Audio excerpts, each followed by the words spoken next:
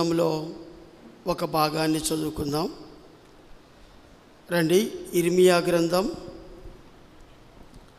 5వ అధ్యాయము. ఇర్మియా గ్రంథం 5వ అధ్యాయము మొదటి 6 వచనాలు చదువుకుందాం.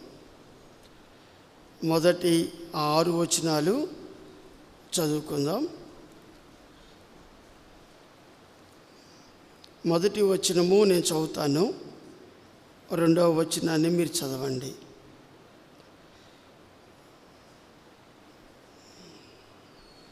యెరూషలేము వీధుల్లో అటు ఇటు పరిగెత్తుతూ చూచి తెలుసుకొనిడి, దాని రాజు వీధుల్లో విచారణ చేయడి, న్యాయము జరిగించు నమ్మకముగా నుండు ఎత్తించున్న ఒకడు మీకు కనపడిన ఎడల నేను దానిని క్షమించుదును.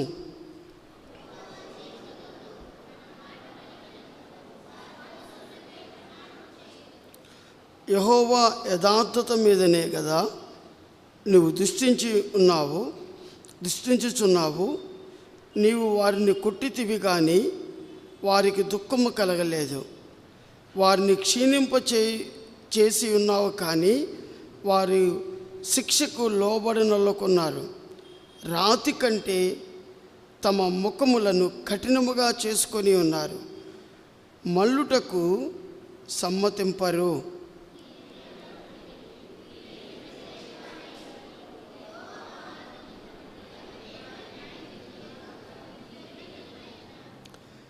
గనులైన వారి యొద్దకు పోయేదను, వారితో మాట్లాడేదను. వారి యెహోవా మార్గమును తమ దేవుని న్యాయవిధిని ఎరిగిన వారై ఉందురు కదా అని నేను అనుకుంటుని. అయితే ఒకడు తప్పకుండా వారు కాడిని విరిచిన వారు కాను, కట్లను తెంపుకున్న వారుగాను ఉన్నారు.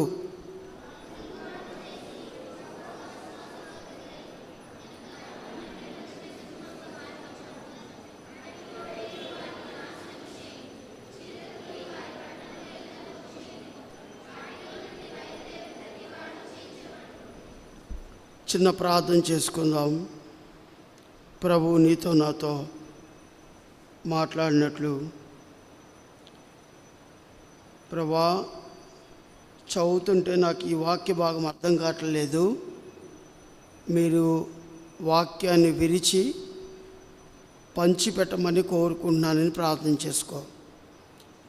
ప్రభు నీతో మాట్లాడతాడు. ప్రార్థన చేసుకుందాం. ప్రేమ కలిగిన కృప కలిగిన దేవా, మీకు ఎలాది వందనాలు, స్తుతులు, స్తోత్రాలు చేయించుకున్నా. ఇర్మియా గ్రంథము 5వ అధ్యాయం ద్వారా నాతో మాట్లాడు ప్రభువా. కుటుంబాలుగా కూర్చొని ఉన్నాం. పెద్దలైన వారితో మాట్లాడండి. మా పిల్లలతో మీరు మాట్లాడండి. మా వృద్ధులతో మీరు మాట్లాడండి. పరలోకం నుంచి మీరు మాట్లాడితే తప్ప మా హృదయాలు మార్చుకోము ప్రభువా. కఠినమైపోయిన మా హృదయాలను మాంసపు హృదయాలుగా మార్చే దేవుడివి మార్చమని కోరుకుంటున్నాం. నీ దివ్యమైన వర్తమానాన్ని మేము గ్రహించినట్లుగా మా మనోనేత్రాలు తెరవమని కోరుకుంటున్నాం. విన్న వాక్యానికి విధేయత చూపించేవారిగా, విన్న వాక్యానికి దాని ప్రకారంగా నడుచుకునేవారిగా అయ్యా మా విశ్వాసులకు మీరు మాకు దయచేయండి. మీరే సహాయం చేయమని కోరుకుంటూ నన్ను నీ చేతులకు అప్పచెప్పుకుంటూ మీరే నడిపించమని కోరుకుంటూ యేసు నామములో ప్రార్థించి మీకు ఎంతో వేడుకుంటున్నాం తండ్రి, ఆమేన్. దేవుని బిడ్డలారా, ఈ ఇర్మియా గ్రంథము 5వ అధ్యాయంలోనికి మనం వెళ్తున్నాం. ఒక అద్భుతమైన అధ్యాయం ఇది. ఈ అధ్యాయంలో చాలా రోజుల క్రితం నేను ఈ అధ్యాయాన్ని చదువుతున్నప్పుడు 5వ అధ్యాయం దగ్గరికి వచ్చేలేకే ఒక 2 వారాలు ధ్యానం చేయడం జరిగింది. ఎందుకు ప్రభు నాకు నేర్పిస్తూ వచ్చాడు దానిలో ప్రాముఖ్యమైన 7 భాగాలు మీ మధ్యకి తీసుకొస్తాను. వినండి. ఈ ఇర్మియా గ్రంథం యొక్క బ్యాక్గ్రౌండ్ కూడా నేను కొంచెంసేపు చెప్పడానికి ఇష్టపడతాను.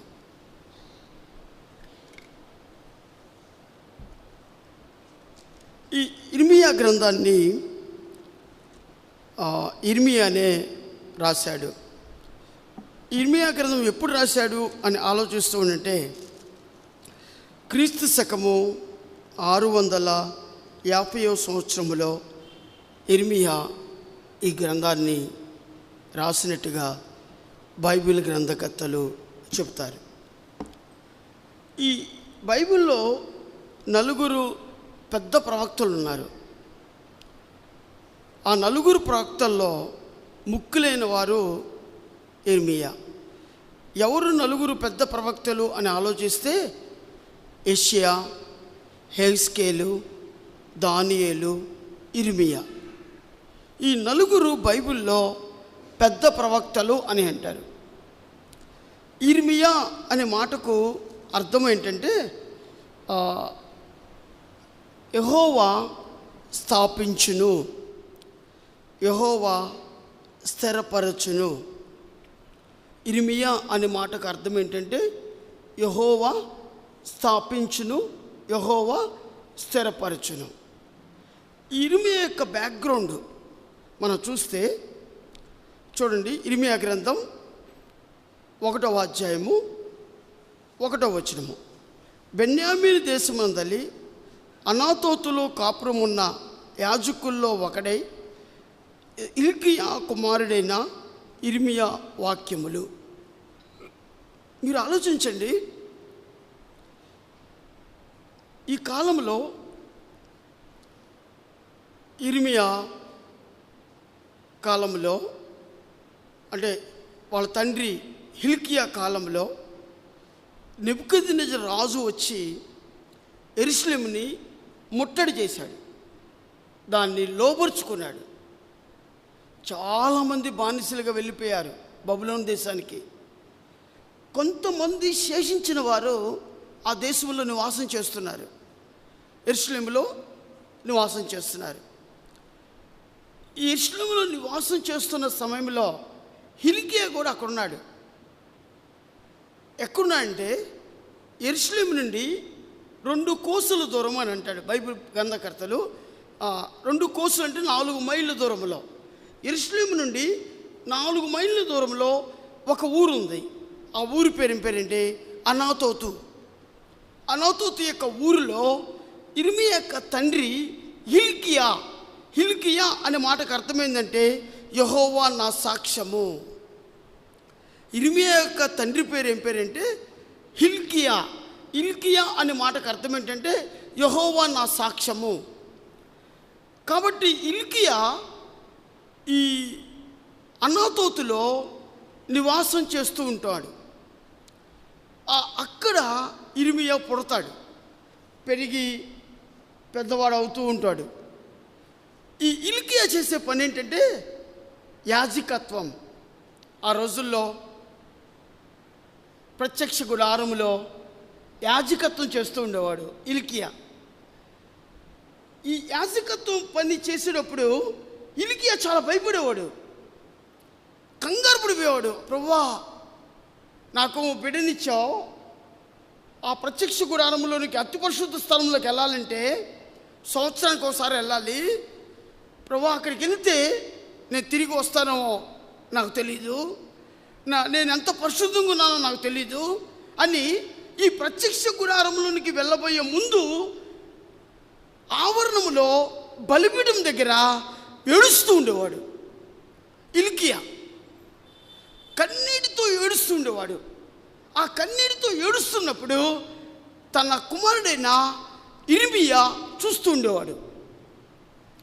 వాళ్ళ నాన్నగారితో పాటు మోకరించేవాడు, వాళ్ళ నాన్నగారితో పాటు సహాయం చేస్తూ ఉండేవాడు. ప్రత్యక్ష గుడారానికి అవసరమైన ఆ యాజకత్వం చేసేటప్పుడు అవసరమైన వస్తువులను అందిస్తూ ఉండేవాడు ఇర్మియా. అయితే ఇర్మియా తన తండ్రి యొక్క కన్నీరుని చూస్తూ ఉండేవాడు. ఇక్కడ ఒక నిమిషం ఆగుతాను. నా ప్రియమైనటువంటి విశ్వాసులారా, నీ ప్రార్థనా జీవితము, నీ పరిశుద్ధమైన జీవితము, దేవుని ఇంటిలో పరిచారం చేసే జీవితము నీ బిడ్డలు చూస్తున్నారా? నీ పరిశుద్ధమైన జీవితము నీ బిడ్డలు చూస్తున్నారా? నీ కన్నీటి అయిన జీవితము నీ బిడ్డలు చూస్తున్నారా? ఇంకా నేను చెప్తాను, బ్యాక్గ్రౌండ్ వినండి. చదివినప్పుడు నా కన్నీరు ఆగలేదు. పెద్దవాడైపోయినాడు. యవ్వన కాలం యొక్క స్థితిలో ఇర్మియా వచ్చాడు. దేవుడు ఏం చేస్తాడంటే, హిల్కీయా నీ కుమారుడు ఎక్కడా అంటాడు. ఇదిగో ప్రభా ఉన్నాడు, వాడిని పంపించు అన్నాడు. ఇర్మియా దేవుడు యెరూషలేములో ఒక పెద్ద కొండ మీద తీసుకెళ్తాడు. ఆ కొండ మీదకి తీసుకెళ్ళి యెరూషలేము యొక్క స్థితిని చూపిస్తాడు.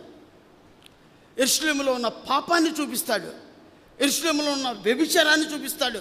యెరూషలేములో చుట్టుపక్కల జరుగుతున్న భయంకరమైన పాపాన్ని ఇర్మియాకి దేవుడు చూపిస్తాడు. చూపించినప్పుడు ఇర్మియా ఆ పాపాన్ని చూసినప్పుడు, ఆ పరిస్థితులు చూసినప్పుడు, ఆ దుర్మార్గతను చూసినప్పుడు, ఆ విశ్వాసఘాతాన్ని చూసినప్పుడు, నమ్మకంగా మోసం చేసే వ్యక్తులు చూసినప్పుడు ఇర్మియా ఏడుస్తాడు, పెద్దగా ఏడుస్తాడు. ప్రభువా, నేను దీన్ని చూడలేను ప్రభువా, నన్ను ఇక్కడి నుంచి తీసుకెళ్ళు అని అంటాడు. అవును, నేను తీసుకెళ్తాను, కానీ ఇర్మియా ఎందుకు ఇంత ఏడుస్తున్నావు? ఈ ఏడుపు ఎక్కడ నేర్చుకున్నావు? ఎక్కడ నేర్చుకున్నావు ఇర్మియా అని దేవుడు అడిగాడంట. అయ్యా, అనాథోతులో నా తండ్రి ఉన్నాడు. నా తండ్రి యాజకత్వం చేస్తున్నప్పుడు అతడు ఎంత పశ్చాత్తాపడేవాడో. ఆ కన్నీరు నా మీద వచ్చింది. ఆ కన్నీటిలో నుంచి కొట్టుకుని వచ్చిన నీ దైవ సేవకున్నయ్యా, నేనే ఇర్మియాని. నా తండ్రి దగ్గర నేర్చుకున్న ఆ కన్నీటి రోదన, ఆ వేదన, అది దేవుడు, దేవా నువ్వే నా హృదయంలో ఆ భారాన్ని, ఆ బాధ్యతని నాకు అనుగ్రహించావు. ఒక విషయం చెప్పునా ప్రభువా, నా తండ్రి ఎన్నడూ కూడా నీకు విరోధమైన పాపం ఎన్నడూ చేయలేదు. అందుకని పాపం చూసినప్పుడు తట్టుకోలేకపోయాను.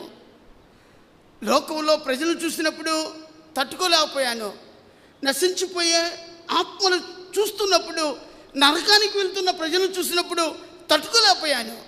అందుకనే నేను ఏడ్చాను ప్రభువా, నా కన్నీరు ఏరులే పారుతుంది ప్రభువా అని దేవునికి సమాధానం చెప్పాడంట. అందుకనే బైబిల్లో అతని పేరు ఏం పేరు పెట్టి తెలుసా? ఇర్మియాకి కన్నీటి ప్రవక్త, ఏడ్చే ప్రవక్త, రోదన ప్రవక్త అని పేరు పెట్టడం జరిగింది. This is the background of ఇర్మియా. ఇర్మియా యొక్క జీవితంలో యొక్క బ్యాక్గ్రౌండ్ అది. ఇప్పుడు ఇర్మియా గ్రంథాన్ని ఇర్మియా రాశాడు. ఈ ఇర్మియా 5వ అధ్యాయంలో ఒక మాట రాస్తున్నాడు. 5వ అధ్యాయంలో అద్భుతమైన అధ్యాయము. నేను కొన్ని అవుట్లైన్స్ చెప్తాను, మీరు ఇంటికి వెళ్ళి ధ్యానం కూడా చేయండి. ఈ అధ్యాయానికి ఏం పేరంటే విశ్వాసఘాతుకులు. ఎక్కడుంది చూడండి, 5వ అధ్యాయము 6వ వచనము. వారు తిరుగుబాటు చేసి బహుగా విశ్వాసఘాతుకులైరి. ఇలాంటి పరిస్థితుల్లో అత్యున్నతమైన సింహాసనం మీద కూర్చున్న దేవుడు భూలోకానికి దిగి వచ్చి ఏం చేశాడో తెలుసా? చూడండి, ఎక్కువ రిఫరెన్స్లు ఏం చెప్పను, నేను మీకు ఈ అధ్యాయాన్ని బోధిస్తాను. 5వ అధ్యాయము 1వ వచనము. యెరూషలేము వీధుల్లో అటు ఇటు పరిగెత్తుచు చూచి తెలుసుకొనిడి, దాని రాజవీధుల్లో విచారణ చేయడి, న్యాయం జరిగించుచు నమ్మకముగా నుండి ఎత్తినిచ్చున్న ఒకడు మీకు కనపడినలా నేను దానిని క్షమించేదను. దేవుడు పరిగెత్తునంట. God still running. ఎందుకు దేవుడు పరిగెత్తున్నాడు? ఎందుకు దేవుడు పరిగెత్తున్నాడు? అందుకు మళ్ళీ చదువుతున్నాను. అందుకని వాక్యాన్ని చదవండి. యెరూషలేము వీధుల్లో అటు ఇటు పరిగెత్తుచు చూచి తెలుసుకొనిడి. దేవుడు యెరూషలేము వీధుల్లో పరిగెత్తున్నాడు. God still running. ఎందుకు పరిగెత్తున్నాడు? ఎవరి కోసం పరిగెత్తున్నాడు? దేనికి పరిగెత్తున్నాడు అని మనం ఆలోచిస్తే, నాకు ఇది పాత నిబంధన గ్రంథము. ఒక్కసారి కొత్త నిబంధనలోకి వెళ్ళాను నేను. ప్రభు అత్యున్నతమైన సింహాసనం నుండి దిగి వచ్చి మనిషిని పోలికగా పుట్టి దాసుని స్వరూపాన్ని ధరించుకొని రిక్తులుగా మారిపోయి మరణం పొందినంతగా, అనగా సిలువ మరణం పొందినంతగా విధేయత చూపించి తన్ను తాను తగ్గించుకున్నాడు. సిలువ మరణం పొందాడు, చనిపోయాడు, తిరిగి లేచాడు. తండ్రి కుడి పార్శ్వమున కూర్చొని నీ కోసం నా కోసం మొరపెడుచున్నాడు. ఇది కొత్త నిబంధన గ్రంథంలో. అలా మొరపెడుచు మరొక పని కూడా దేవుడు చేస్తున్నాడు. ఏంటి తెలుసా? యెరూషలేము వీధుల్లో పరిగెత్తున్నాడు. ఎవరి కోసం పరిగెత్తున్నాడు? దేనికోసం పరిగెత్తున్నాడు? మనం చూస్తే దేవుడేమో పరిగెత్తున్నాడు. విశ్వాసులైన వారు ఎలా ఉన్నారు? విశ్వాసఘాతకులుగా ఉన్నారు. విశ్వాసులైన వారు విశ్వాసఘాతులుగా ఉన్నారు. దేవుడు ఎందుకు పరిగెత్తారు? ఇట్లాంటి పరిస్థితుల్లో దేవుడు ఎందుకు పరిగెత్తున్నారు? చూడండి, మొదటిది న్యాయము జరిగించుచు. మొదటి విషయం ఏంటంటే దేవుడు ఎందుకు పరిగెత్తున్నాడంటే, మొదటిది న్యాయముగా జీవించే వారి కోసం పరిగెత్తున్నాడు. గుంటూరు పట్టణంలో భారతపేట 1వ లైన్లో న్యాయంగా జీవించే వారి కోసం ప్రభు పరిగెత్తున్నాడు. వారికి సహాయం చేయడం కోసం ప్రభు పరిగెత్తున్నాడు. వారిని ఆదుకోవడం కోసం పరిగెత్తున్నాడు. వారిని హత్తుకోవడం కోసం పరిగెత్తున్నాడు. న్యాయవంతుడైన దేవుడు న్యాయస్తుల కోసం పరిగెత్తున్నాడు. నువ్వు న్యాయం చేస్తున్నావా? అన్యాయం చేస్తున్నావా?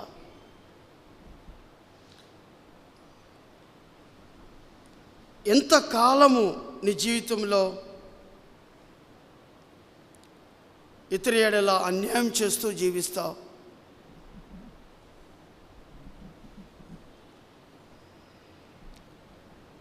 నీ సంపాదనలో అన్యాయంగా సంపాదిస్తూ ఉంటావు.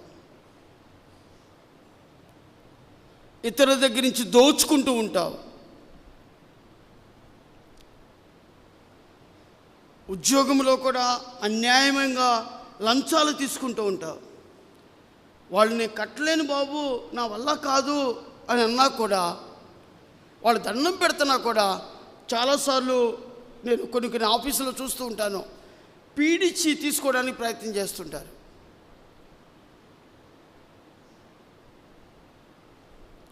న్యాయం జరిగించే వారి కోసం ప్రభు పరిగెత్తున్నాడు. ప్రభు పరిగెత్తే మార్గంలో మీ ఇంటి దగ్గరికి వచ్చినప్పుడు ఆగుతాడా?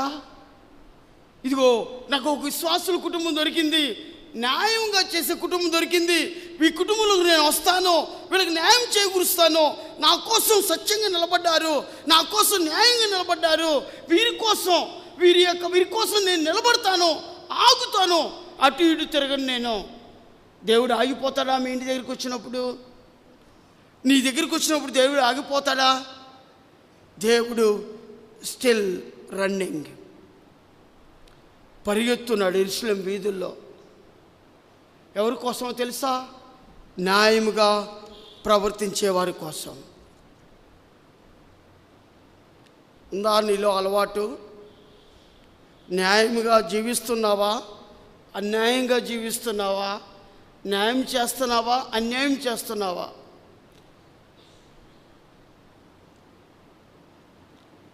అనేక చోట్ల మనము పెద్ద పెద్ద పనులు, లంచము లాంటి అంత తీసుకోకపోయినా చిన్న చిన్న అంగడిలో, అంగడి అంటే కొట్టులో అన్యాయం చేస్తాం.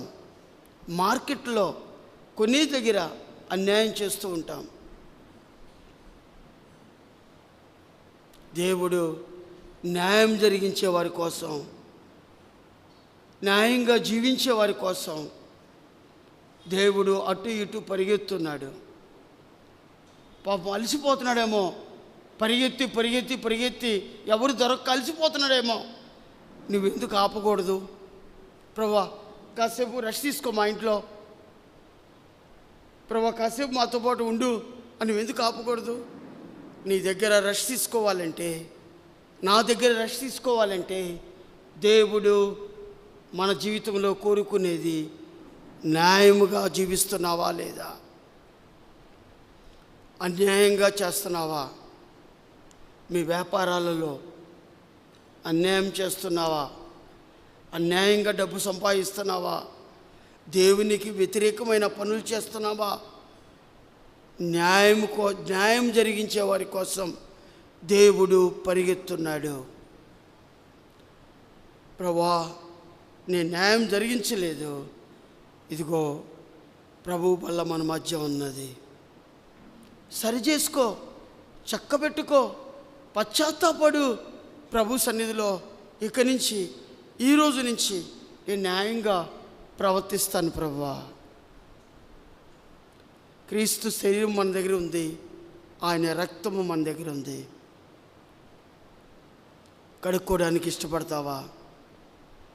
ఇర్మియా యెరూషలేము యొక్క వీధుల్లో అలా చూసినప్పుడు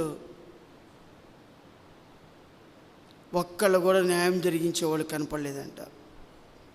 అందుకని ఇర్మియాని ఒక గ్రంథకర్త ఇలా రాశాడు, బైబిల్ గ్రంథకర్త. మీ దగ్గర డేక్స్ బైబిల్ ఉంటే, విల్లింగ్టన్ బైబిల్ స్టడీ ఉంటే బైబిల్ బుక్ అమ్ముతారు దాన్ని. ఆ బుక్లో ఉంది ఈ మాట. ఏమని తెలుసా? న్యాయము నీ జీవితంలో లేకపోతే ప్రభు పాదాల మీద పడి పశ్చాత్తాపడు.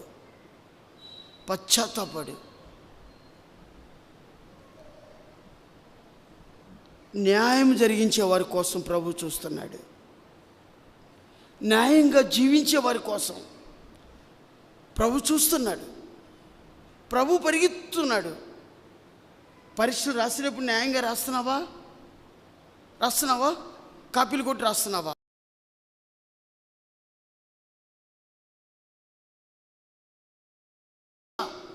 చేసే ఉద్యోగంలో న్యాయంగా చేస్తున్నావా? ఆలోచించు. నువ్వు చేసే పనుల్లో న్యాయంగా చేస్తున్నావా? దేవుడు మెచ్చే విధంగా చేస్తున్నావా? ఆలోచించు.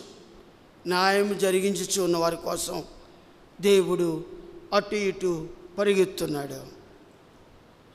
రెండో విషయాన్ని మీ మధ్య ఉంచుతాను, టైం సరిపోదు కాబట్టి తొందరగా కంప్లీట్ చేయడానికి ఇష్టపడతాను. రెండో విషయం చూడండి, మొదటి వచనంలోనే న్యాయం జరిగించచ్చు, నమ్మకముగా నుండి ఎత్తినిచ్చున్న ఒకడు మీకు కనపడిన. రెండవ అద్భుతమైన విషయం, నమ్మకంగా జీవించే వారి కోసం పరిగెత్తున్నాడు దేవుడు. అర్థమవుతుందా?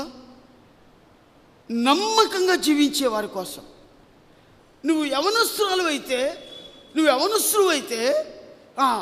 నమ్మకంగా పవిత్రమైన శరీరాన్ని కలిగి ఉండటానికి, పవిత్రమైన ఆలోచనలు కలిగి ఉండటానికి, పవిత్రమైన చేతులు కలిగి ఉండటానికి, పవిత్రమైన పెదాలు కలిగి ఉండటానికి, పవిత్రమైన కాళ్ళు కలిగి ఉండటానికి నమ్మకమైన వారి కోసం పరిగెత్తున్నాడు. దేవుడు నీ నమ్మకత్వాన్ని చూసి ఆగిపోతాడా? అలసడి తీసుకుంటాడా? నీ కోసం నిలబడతాడా? ఆలోచించు. నమ్మకంగా జీవించే వారి కోసం,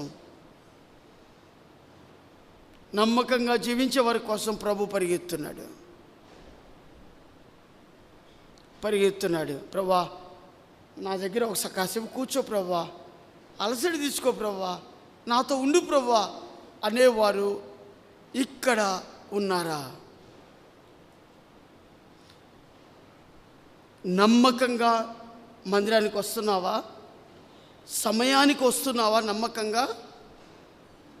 నమ్మకంగా వార కార్యక్రమాలకు వస్తున్నావా? నమ్మకంగా ప్రార్థన చేసుకుంటున్నావా? నమ్మకంగా వాక్యం చదువుతున్నావా? క్వైట్ టైం చేసుకుని ఎన్ని రోజులైంది? నీలో ఇలాంటి జనరల్ థింగ్స్లోనే నమ్మకత్వం లేకపోతే పెద్దవాటి ఎలా నువ్వు ఎలా నమ్మకంగా ఉంటావు?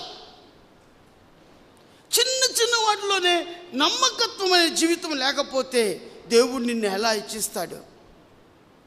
నువ్వు కొంచెములో నమ్మకముగా ఉండమో అనేక వాటి మీద నిన్ను అధికారిగా ఉంచుతా అన్నాడు. నమ్మకంగా ఉంటున్నావా?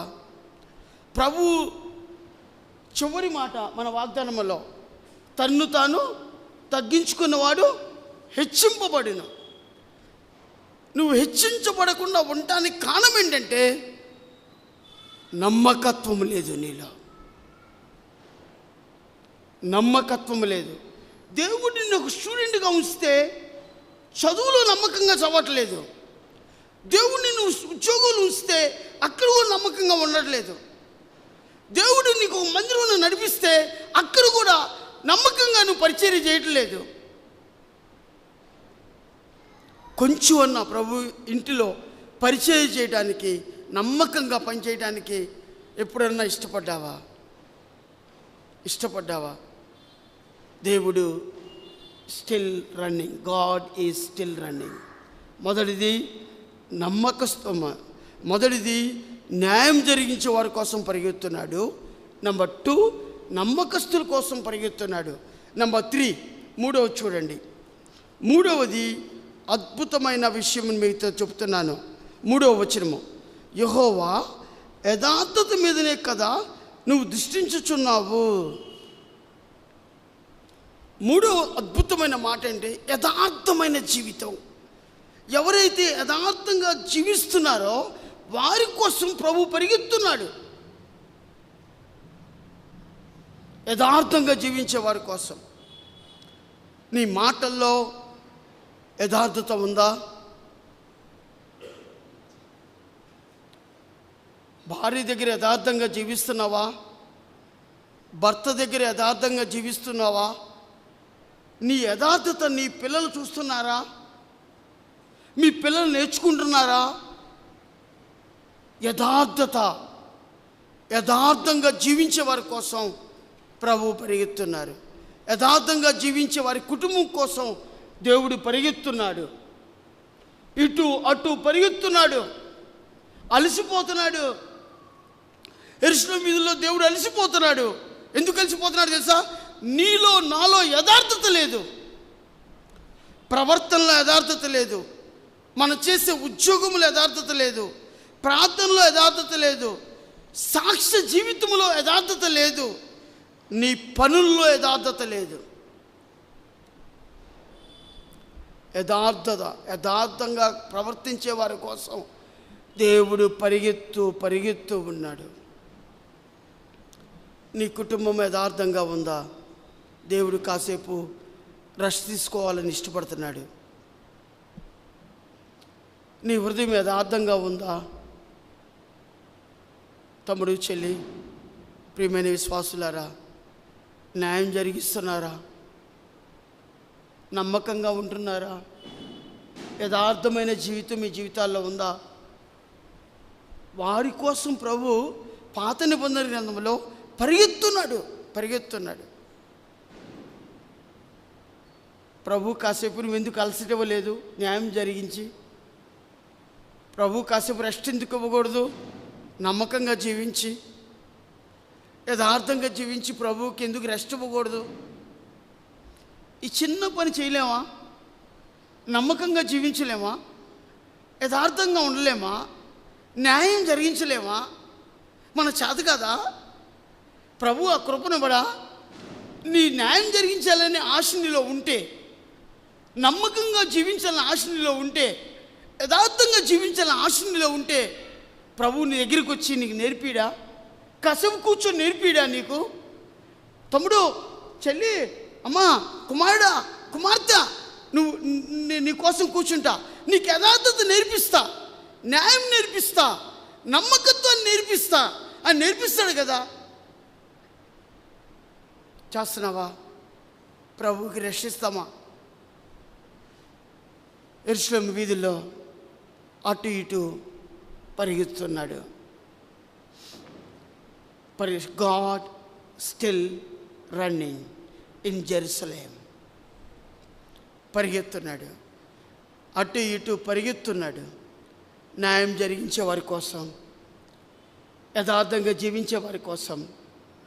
3, నమ్మకంగా జీవించే వారి కోసం. 3 అయిపోయినాయి. 4వ విషయంలోకి నేను వెళ్తున్నాను. చూడండి, 5వ అధ్యాయము 14వ వచనము. 14వ వచనం 4వది. కావున సైన్యముల అధిపతి యెహోవా ఇలాగ సెలవిచ్చున్నాడు, వారి ఈ మాటలు పలికినందున నా వాక్యములు వారిని కాల్చున్నట్లు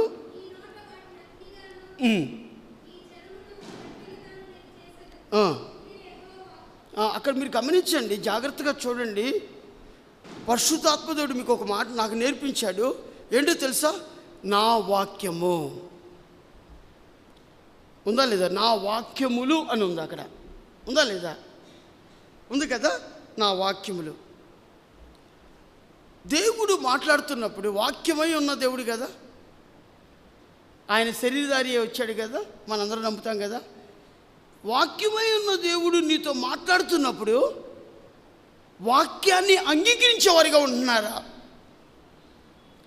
మనిషిని చూసి వాక్యాన్ని అంగీకరిస్తారా? దేవుని చూసి వాక్యాన్ని అంగీకరిస్తారా? అబ్బా ఈయన అని తలపుట్టుకున్న వాళ్ళు చాలామంది ఉంటారు. కాసేపు నిద్రపోయే వాళ్ళు ఉంటారు. వాక్యానికి విధేయత చూపించడానికి ఇష్టపడాల. తండ్రి అయిన దేవునికి కుమారుడైన యేసుక్రీస్తు వారు తన్ను తాను తగ్గించుకుని దాని ముందు మరణం పొందినంతగా, శిలువ మరణం పొందినంతగా విధేయత చూపించాడు.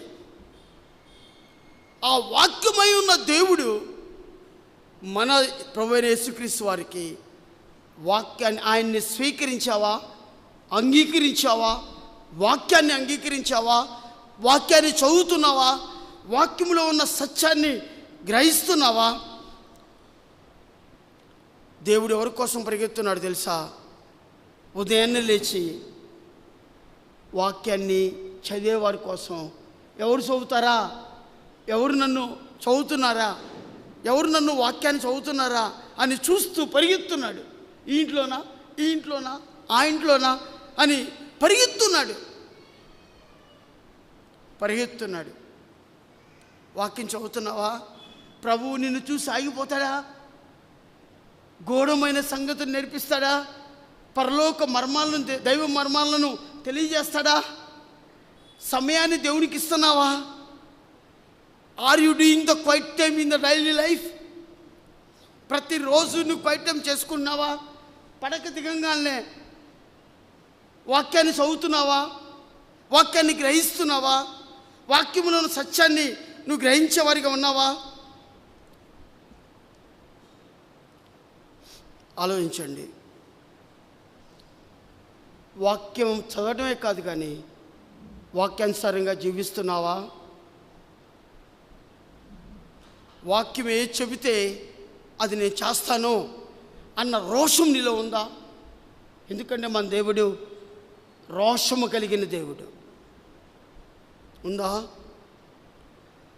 వాక్యాన్ని గ్రహించే వారి కోసం, వాక్యాన్ని చదివే వారి కోసం, వాక్యాన్ని అర్థం చేసుకునే వారి కోసం, వాక్యాన్ని సారంగా జీవించే వారి కోసం దేవుడు పరిగెత్తున్నాడు.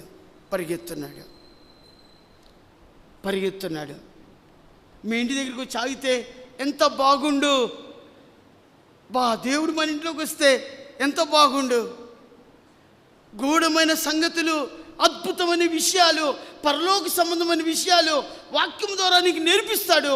ఆ వాక్యము అనేక మందిని పరలోక రాజ్యాన్ని మార్చేవారిగా ఉంచుతాడు కదా.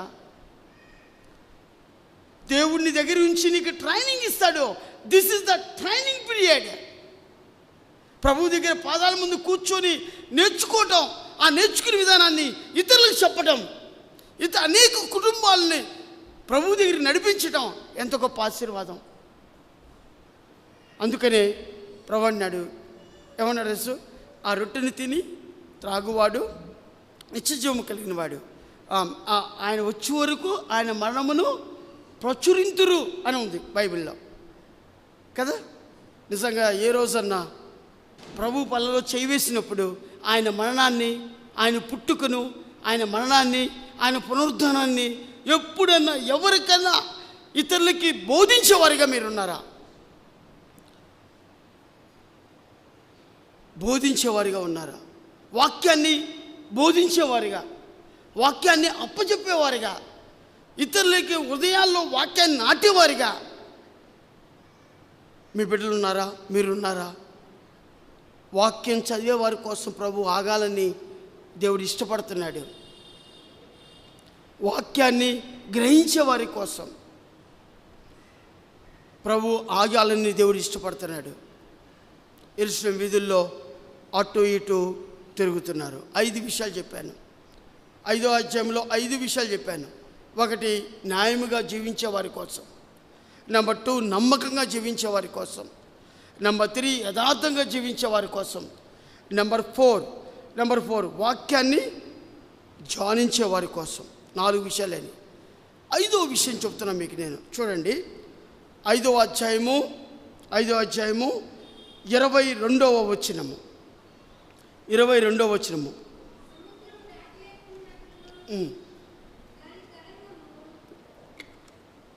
చదువునాను.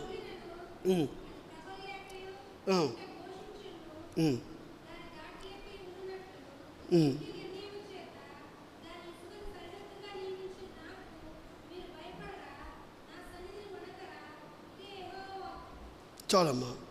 ఇక చూడండి, ఎంత ఘోషించినను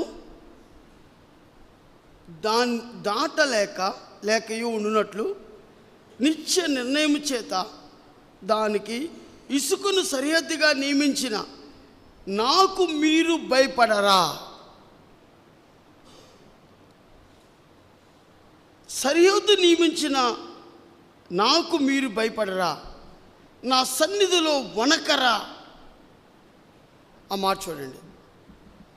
సముద్రము తరంగాలు విపరీతంగా చాలా ఫాస్ట్గా వస్తాయి. ఆ సముద్రంలో జరిగిన అలజడి వలన సునామీలు వస్తాయి. ఒక్క సునామీ వస్తే మనం చూసామో, మన కాలంలో వచ్చింది. కొన్ని ప్రాంతాలు కొట్టుకుపోయినాయి. కొన్ని లక్షల మంది చనిపోయారు. అవును కదా. దాన్ని సృష్టించిన వాడు ఎవరు? మన ప్రభు అయిన యేసుక్రీస్తు వారు. ప్రభు యొక్క గొప్పతనాన్ని విన్నప్పుడు మీరు భయపడరా? ప్రభు అడుగుతున్నాడు. అంటే అర్థం ఏంటంటే, దేవుని యొక్క గొప్పతనాన్ని చూసి భయపడే వారి కోసం ప్రభువు పెరుగుతున్నాడు. దేవుని యొక్క గొప్పతనం చూసి వణికే వారి కోసం, దేవుని యొక్క గొప్పతనం చూసి తగ్గించుకునే వారి కోసం. ప్రభు నువ్వెక్కడా, నేనెక్కడయా? పెంట కుప్పలో పురుగు వంటి వాడినాయా? దుమ్ము వంటి వాడినాయా? అంతలో కనపడి అంతలో ఆవిరైపోయే పొగ వంటి వాడినాయా నేను? ప్రభు నా జీవితం ఎక్కడా, నీ జీవితం ఎక్కడా? కాబట్టి ప్రభువుకి భయపడేవారు, ప్రభు యొక్క గొప్పతనాన్ని చూసినప్పుడు భయపడేవారి కోసం దేవుడు పరిగెత్తున్నాడు.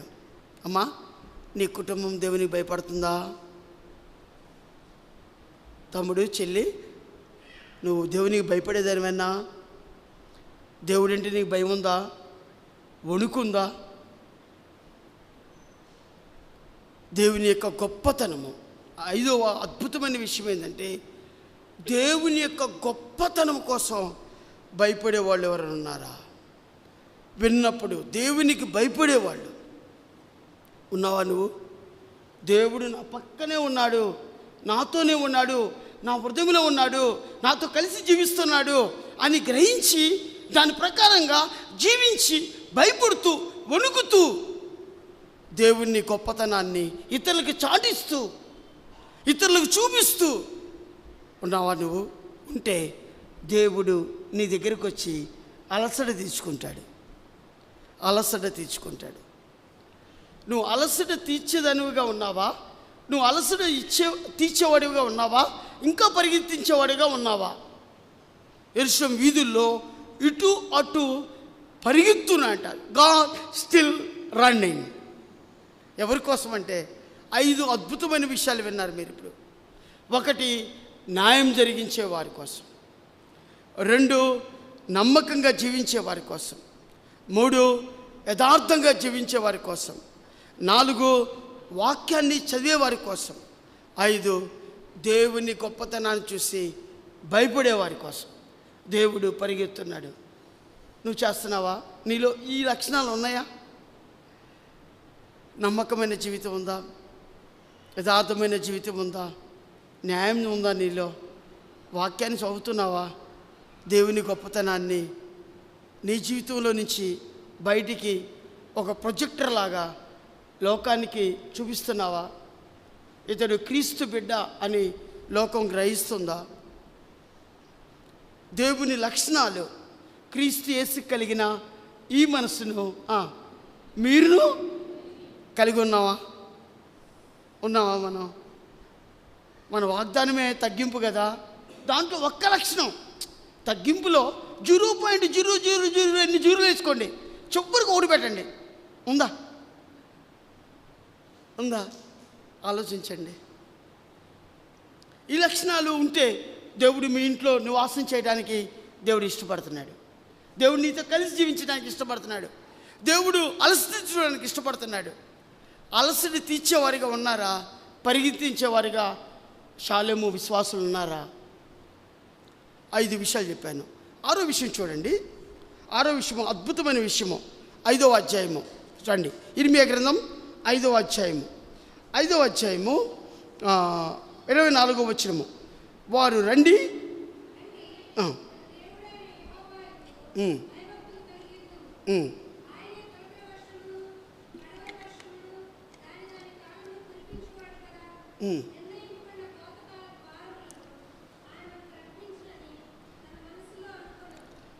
చూడండి అద్భుతమైన విషయం.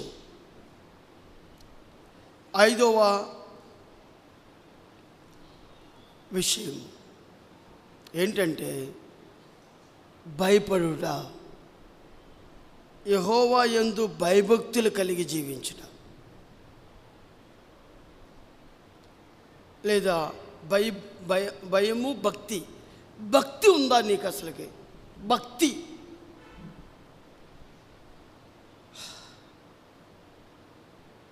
ఉందా? భక్తి ఉందా? ఒక ఆయన ఇటు రాశాడు, నేను భలే ఆశ్చర్యపడ్డాను. కొంతమందిలో అంట ఉత్తి భక్తి ఉండిద్దాడు. ఉత్తుత్త ఏమన్నా అంటే ఉత్తత్త భక్తి ఉండిద్దంట కొంతమందిలో. వెళ్ళాలే, నామకే వస్తేకి వద్దాం, ఆ పరిశుద్ధమైన జీవితం మనకొద్దు, మనం క్రిస్టియన్ లైఫ్లో ఆ క్యాస్ట్లో మనం పుట్టాం కాబట్టి ఉత్త భక్తి. మన పితరులు చర్చికి వెళ్ళారు, మనం వెళ్తున్నాం. మా అమ్మమ్మ నాన్న చర్చికి వెళ్ళారు, మనం వెళ్తున్నాం. ఉక్త భక్తి అంటే అది. 2వది ఉడత భక్తి అంట, ఉరక భక్తి అని అంటారు దాన్ని. 3వది ఊరకైన భక్తి అంట. 4వది ఉద్రేక భక్తి అంట. ఉద్రేకం వస్తే ఆపలేదు. అబ్బో ఎంత పరిశుద్ధంగా ఉంటావో, ఆ ఉద్రేకం అంతా చల్లారిపోయిన తర్వాత మళ్ళీ పాపంలో పడిపోతావు.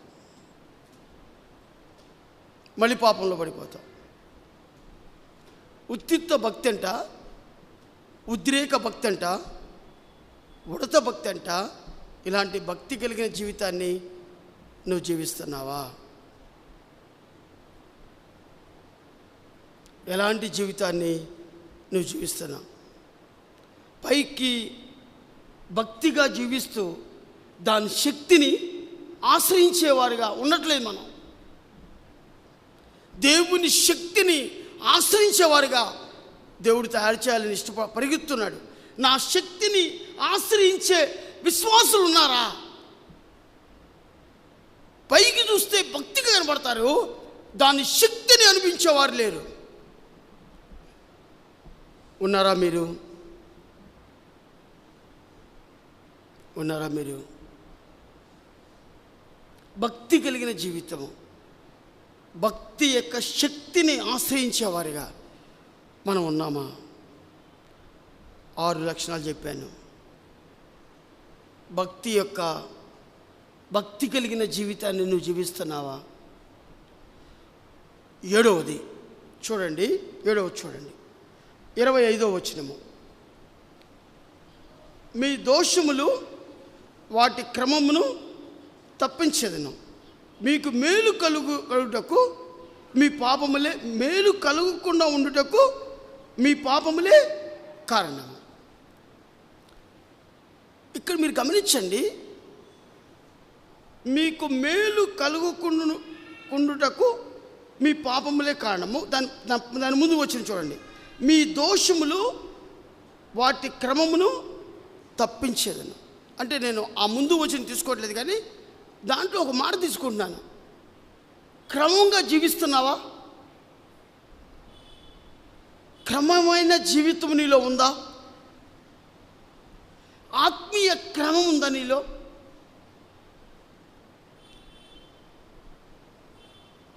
ఉదయాన్నే టయానికి లెగవటం, పెందలకన్నా లేచి ప్రార్థన చేసుకునే క్రమం నీలో ఉందా? పెందలకన్నా లేచి వాక్యాన్ని చదువుకునే క్రమం నీలో ఉందా? పెందలకన్నా లేచి ప్రార్థన చేసుకునే క్రమం నీలో ఉందా? పెందలకన్నా లేచి ప్రభువుని ఆరాధించే ఆ క్రమమైన జీవితం మీ జీవితాల్లో ఉందా? ఒకప్పుడు క్రమంగా జీవించానండి, నౌ అక్రమంగా జీవిస్తున్నానండి. ఒకప్పుడు క్రమంగా జీవించావు, నౌ అక్రమంగా జీవిస్తున్నావు. దేవుడు ఇచ్చిన దర్శనము, భక్సింగ్ గారికి ఇచ్చిన అద్భుతమైన దర్శనం ఏంటి తెలుసా? ప్రతి వారం మనకు బల్ల ఉంటుంది, ప్రతి వారము బల్ల ఉంటుంది. ఆయన శరీరాన్ని, ఆయన రక్తాన్ని తాకి ముట్టుకొని పరీక్షించుకొని పరిశోధించుకునేట్టుగా ఎంత గొప్ప దర్శనం అండి అది.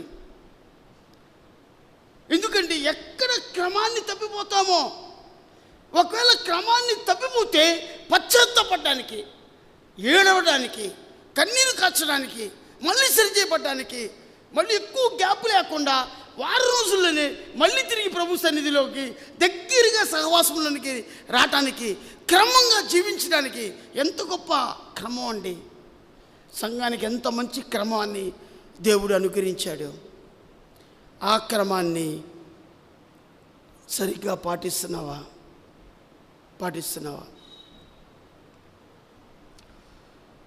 ఆ క్రమంలో మాదిరిగా ఉండవలసిన క్రమం ఉందా?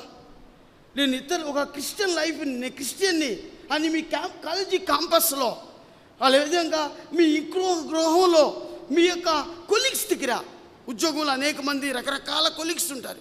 ఆ కొలీగ్స్ దగ్గర నువ్వు క్రిస్టియన్ని ఒక ప్రొజెక్టర్ లాగా ఉంటున్నావా? ఒక ప్రతిబింబం లాగా ఉంటున్నావా?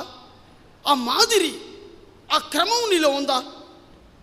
నీలో అంటున్నాను కానీ మనలో ఉందా? క్షమించండి నా మాట వచ్చినందుకు. మనలో ఉందా? ఆలోచించండి. ప్రార్థనా క్రమము, మందిరానికి క్రమంగా వస్తున్నావా? ఒక వారం వచ్చి ఒక వారం మానేస్తాను. మందిరంలో పెద్దల పేరు తెలుసా నీకు? మందిరంలో పరిచారకుల పేరు తెలుసా? మందిరంలో విశ్వాసుల పేర్లు తెలుసా? ఎందుకు తెలియదు తెలుసా? చెప్పనా? ఎందుకు తెలియదు చెప్పనా? నేను వారి గురించి ఎన్నడూ ప్రార్థన చేసే మనసు నీళ్ళు లేదు. అందుకని పలానా డానిలా ఎవరు ఎవరు ఎవరు అంటారు. కారణం ఏంటంటే ఆయన గురించి నువ్వు ఎప్పుడు ప్రార్థన చేయవు. అర్థమవుతుందా? షాలేం మందిరంలో విశ్వాసుల గురించి ఎప్పుడన్నా క్రమంగా ప్రార్థన చేసావా? ప్రార్థన చేసావా? అసలు నీ కుటుంబంలో ఉన్న బిడ్డల కోసం, నీ పితరుల కోసం, నీ ఇరుగు పొరుగు వారి కోసం వారి పేర్లు నీకు తెలుసా? పేరెత్తి ప్రార్థన చేస్తున్నావా నువ్వు? మన దేశం కోసం ఇప్పుడు ప్రార్థన చేసావా? మన రాష్ట్రం కోసం ఇప్పుడు ప్రార్థన చేసావా? దేవుడు నీలో ఈ క్రమం లేదు, నాలో ఈ క్రమం లేదు. ప్రార్థనా క్రమము, మందిరానికి టయానికి రాకుండా మందిరము క్రమము లేదు. మూడోది చూస్తే దైవిక క్రమము, నాలుగవ చూస్తే ఆత్మీయ క్రమము, ఐదవ చూస్తే దేవుని క్రమము మన జీవితాల్లో లేదు. అందుకని మేలు కలుక్కుండా ఉండటానికి కారణం ఏంటి తెలుసా? పాపము. మన జీవితాల్లో, మన కుటుంబాల్లో, వ్యక్తిగతంగా నీకు మేలు కలగకుండా ఉండటానికి కారణము పాపము. అందుకని యెరూషలేము వీధుల్లో అటు ఇటు పరిగెత్తు చూస్తున్నాడు. న్యాయముగా జరిగించే వారి కోసం, నమ్మకంగా ఉండేవారి కోసం, యథార్థంగా జీవించే వారి కోసం, వాక్యాన్ని చదివే వారి కోసం, భక్తి కలిగిన జీవితాన్ని జీవించే వారి కోసం, దేవుని గొప్పతనాన్ని చూసి వణికే వారి కోసం, క్రమంగా జీవించే వారి కోసం, భయభక్తులు కలిగిన వారి కోసం దేవుడు పరిగెత్తున్నాడు. ఎందుకో తెలుసు పరిగెత్తుంది? మేలు చేయాలని, నీ కుటుంబానికి మేలు చేయాలని, నీ జీవితానికి మేలు చేయాలని ప్రభు పరిగెత్తున్నాడు. మన జీవితాల్లో మేలు కలగకుండా ఉండటానికి కారణం ఏంటంటే మన పాపమే, మన అవిధేయతే, యథార్థత లేని జీవితమే, అన్యాయమైన జీవితమే, అక్రమమైన జీవితమే, భక్తి లేని జీవితమే, దేవుని యొక్క గొప్పతనాన్ని చూసి భయపడే లక్షణాలు లేకుండా ఉండటమే, వాక్యము మనలో సమృద్ధిగా నివసింపకుండా ఉండటానికి కారణము వాక్యాన్ని చదవకుండా ఉండటానికి. అందుకని ఒక్క వచనాన్ని చెప్తాను మీకు. బైబిల్లో లూకా సువార్త 15వ అధ్యాయము, ఒక్క మాట చెప్పి నా ప్రసంగాన్ని ముగిస్తాను. లూకా సువార్త 15వ అధ్యాయము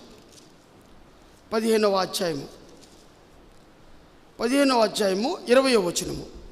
లూకా సువార్త. వాడు ఇంకా దూరముగా ఉన్నప్పుడు తండ్రి వాడిని చూచి కనికరపడి పరిగెత్తు వాని మన మీద పడి ముద్దు పెట్టుకొనెను. చూడండి, తప్పైన కుమారుడు. మీకు కొంచెం అర్థమయ్యే రీతిగా చెప్తాను, మీరు ఇంటికి వెళ్ళి చదువుకోండి. ఒక తండ్రికి 2 కుమారులు ఉన్నారు. చిన్న కుమారుడు ఆస్తి కావాలన్నాడు. ఒక తండ్రి ఇచ్చేసాడు, అంత సమకూర్చుకున్నాడు. దూరదేశానికి వెళ్ళిపోయాడు, దుర్వ్యాపారం చేశాడు, వేశ్యలతో తిరిగాడు. తర్వాత అదంతా ఖర్చు అయిన తర్వాత ఆకలేస్తుంది, పందుల దగ్గరికి వెళ్ళారు. ఆ పందులు పొట్టు తింటున్నాడు. తినబోతున్నప్పుడు ఆ పందులు కూడా రానిలే. అరే, మేము జంతువులు, నువ్వు మానవుడి, ఎక్కడికి ఎందుకు వస్తున్నావు, పో అని నెట్టేసి ఉంటాయి. ఆకలితో చచ్చిపోతున్నాడు. బుద్ధి వచ్చింది, తండ్రి జ్ఞాపకం వచ్చాడు. తండ్రి కోసం వెళ్తున్నాడు. తండ్రి ఏం చేశాడంటే దూరం నుంచి చూసి, చిన్న కుమారుని చూసి పరిగెత్తుకుని పోయి అతని మెడ మీద పడి ముద్దు పెట్టుకున్నాడు. నా ప్రశ్న ఏంటంటే, చిన్న కుమారుడు ఆస్తిని తీసుకెళ్ళాడు కదా, చిన్న కుమారుడు ఆస్తిని తీసుకెళ్ళి ఎక్కడికి వెళ్ళాడు? దుర్వ్యాపారం చేశాడు, అవును కదా? దుర్వాసన రాలేదా? వేశ్యల దగ్గరికి వెళ్ళాడు, వేశ్యల వాసన రాలేదా? పందుల దగ్గరికి వెళ్ళాడు, పందుల వాసన రాలేదా? తండ్రి ప్రేమ ఎంత గొప్పదో చూడండి. తండ్రి ప్రేమ ఎంత గొప్పదంటే, ఇన్ని వాసన కంపు కొడుతున్నా దేవుడు ఏం చేశాడంటే పరిగెత్తుకుని పోయాడు. వాడు ఇంకన్నా దూరంగా ఉన్నప్పుడు పరిగెత్తుకుని పోయి మెడ మీద పెట్టినప్పుడు చెమట కంపు కొట్టలేదా? ఎన్ని రోజులైతే స్నానం చేసి ఈ కంపులన్నీ బరాయిస్తూ అతని మెడ మీద పడి ముద్దు పెట్టుకున్న ఏకైక దేవుడు ఒక్కడే, ఆయనే ప్రభు అయిన యేసుక్రీస్తు వారు. నీవు బుద్ధి తెచ్చుకొని ప్రభు దగ్గరికి వస్తే ఈరోజు న్యాయంగా జీవిస్తాను ప్రభా, యథార్థంగా జీవిస్తాను ప్రభా, వాక్యానుసారంగా జీవిస్తాను ప్రభా, ప్రభా నీ గొప్పతనాన్ని చూసి భయపడతాను ప్రభా, భయము భక్తిని కలిగి జీవిస్తాను ప్రభా, క్రమంగా జీవిస్తాను ప్రభా అని బుద్ధి తెచ్చుకొని తండ్రిని జ్ఞాపకం చేసుకుంటే నీ దగ్గరికి వస్తాడు, పరిగెత్తుకుంటూ వస్తాడు, నీ మెడ మీద పడతాడు, ముద్దు పెట్టుకుంటాడు, ఆ ప్రశస్తమైన వస్త్రాలతో అలంకరిస్తాడు, ఆయన గుర్తుగా ఉంగరాన్ని తొడిగిస్తాడు. అట్టి కృపా ప్రభు మనందరికీ దయచేయునుగాక. ఆమేన్.